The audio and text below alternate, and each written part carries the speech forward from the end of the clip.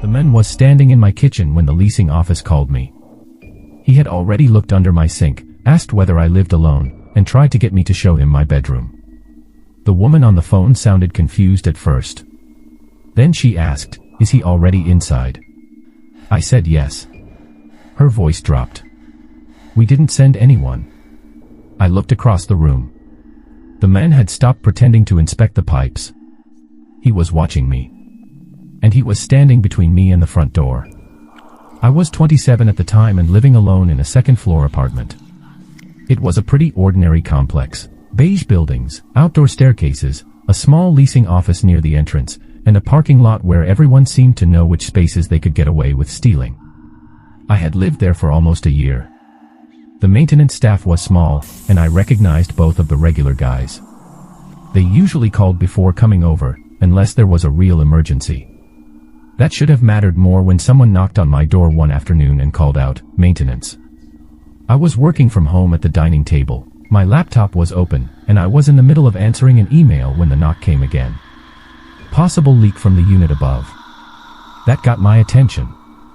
A few months earlier, water from the apartment upstairs had come through my bathroom ceiling. It had started as a brown stain and turned into a steady drip before anyone took it seriously. So the explanation made sense. I looked through the peephole. The man outside wore dark work pants, a gray shirt, and a reflective vest. He had a clipboard under one arm and a small tool bag at his feet. He looked like maintenance. That was the point. I opened the door but left the chain attached. "What's leaking?" He checked the paper on his clipboard. "Kitchen line. We're checking every unit in this stack." Then he said my apartment number. After that, he used my last name. Hearing my name made the whole thing feel official. I asked why the office hadn't called. He gave me a tired smile. "It just came in. If there's water behind the wall, we can't really wait." He didn't sound threatening or impatient. He sounded like someone trying to finish a job while a tenant slowed him down. I almost kept the chain on anyway, then I worried I was being difficult. That sounds stupid now, but in the moment, I didn't want to be the person who caused water damage because she refused to let maintenance check a pipe. So I removed the chain. He picked up his bag and stepped inside. The first thing he did was look past me. Not at the kitchen. His eyes moved toward the hallway, the bedroom door, and the sliding glass door in the living room. It was quick enough that I almost ignored it. Then he turned toward the sink. "Anyone else home?" he asked. "No." The answer came out automatically. I regretted it immediately. He crouched under the sink and moved a few cleaning bottles aside. He shined a flashlight around the pipes, pressed his hand against the wall, then stood back up. For about 30 seconds, he looked convincing. Then I noticed his tool bag. It was nearly empty. There was a screwdriver, some tape, a flashlight, and a folded cloth. No wrench. No moisture meter. Nothing that looked useful for checking a leak. I told myself he might only be inspecting. He turned on the faucet and watched the water run. Pressure's low. It wasn't. Then he asked how long I had lived there. I gave him a vague answer. He glanced toward the hallway again. "Bedroom down there." "Yes." "We need to check the vent." I looked at him. "For a kitchen leak. Moisture travels." He answered too quickly. I picked up my phone and moved around the dining table so it stayed between us. He noticed. "Office call you yet?" "No." "They probably will." He stepped toward the hallway. I moved to block him. I'd rather confirm with them first. That was the first time his expression changed. The tired, polite worker disappeared for a second. He didn't look angry, exactly. He just looked less human somehow, like the part of him that had been performing had switched off. "They sent me," he said. "I know. I'm just checking." He stared at me, then shrugged. "Go ahead." I called the leasing office. No answer. It went to voicemail. The man leaned against the kitchen counter. "They're probably out." It was the middle of the afternoon. I didn't correct him. Through the living room window, I could see a dark van parked along the curb near my building. It wasn't in a space. The engine appeared to be running. Someone was sitting in the driver's seat. I looked back at the man. He followed my eyes. "That yours?" I asked. "Company vehicle." There was no company name on it. My phone rang.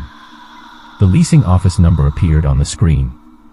I answered and walked a few steps toward the living room. A woman said, "Hi, we saw that you called. Is everything okay?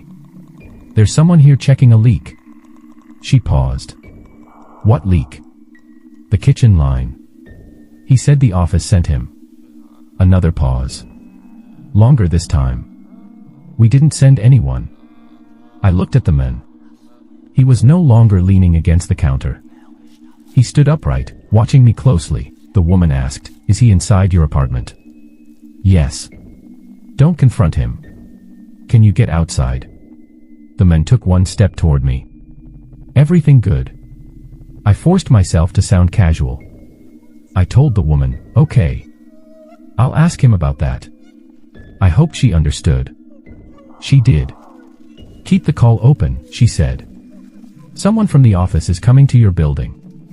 The man held out his hand. "Let me talk to them." I moved the phone against my chest. "They said there isn't a work order." He gave a small laugh. "They don't know what they're doing over there." Then he walked toward the front door. For 1 second, I thought he was leaving. Instead, he turned the deadbolt. He locked it. I stared at his hand on the lock. "Why did you do that?" He looked back at me. "Habit." That word scared me more than any explanation would have. He picked up his tool bag. "This will only take a minute. Show me the bedroom." I said my boyfriend was on his way home. His eyes moved toward the entryway. There were no men's shoes, no jacket, nothing that supported the lie. "When will he be here?" "Soon." He looked at me for a moment. Then he said, "Thought you lived alone." I had forgotten I told him that. He hadn't. Someone knocked on the door. Hard. A man's voice came from the hallway. "Leasing office." "Open the door." It was the property manager. The stranger turned toward the sound. The knock came again. "We need you to come outside." For the first time since entering, the man looked uncertain. The property manager tried the handle. "Police are on the way." The stranger unlocked the door and pulled it open fast. He shoved past the property manager, ran down the outdoor stairs, and headed toward the dark van. The passenger door opened before he reached it. He jumped inside while the vehicle was still moving. Then it disappeared out of the complex. The police arrived a few minutes later. The clipboard was gone, and the camera footage wasn't clear enough to read the van's temporary plate. They asked how the man knew my name.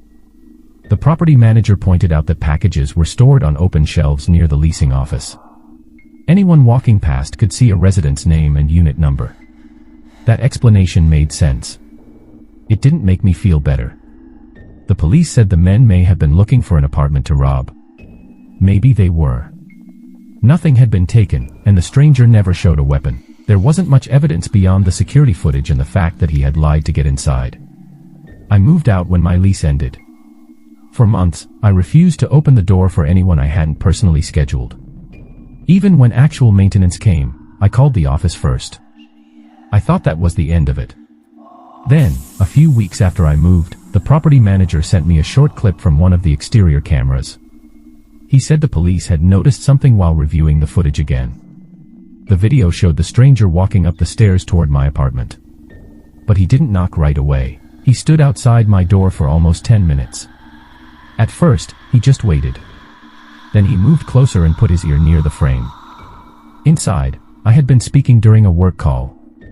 The camera showed him listening until I stopped talking. Then he walked back downstairs to the van. A few minutes later, he returned with the vest, clipboard, and tool bag. That was when he knocked. He hadn't chosen my apartment because of a leak. He had listened outside until he heard only one voice. Then he dressed for the part he knew would make me open the door.